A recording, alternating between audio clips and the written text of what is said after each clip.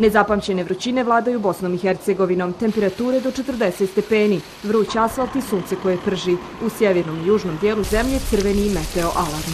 Što znači da će u cijeloj zemlji biti vrlo visoke temperature i trebamo povesti brigu o tome. Ovaj toplotni talas će završiti praktično današnjim danom.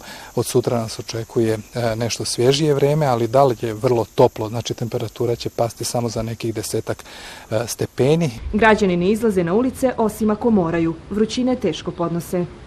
Teško, imam tlak, imam dijabetes. Ono je teško, da ti iskreno kažem. Uz napitke može se preživjeti. Nije kao prije.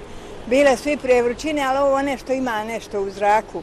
Vjerovali ili ne, veoma teško, ali mostarski.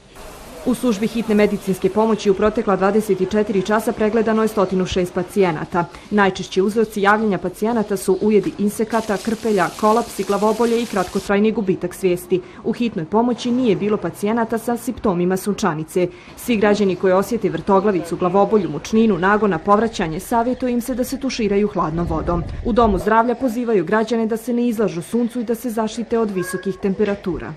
Opšti savjeti za sve građane bi bili da po mogućnosti izbjegavaju boravak na otvorenom prostoru u periodu od 10 do 17 časova poslije podne. Savjetuje se uzimanje većih količina tečnosti od uobičajenog, a najmanje 2 do 3 litre tečnosti dnevno.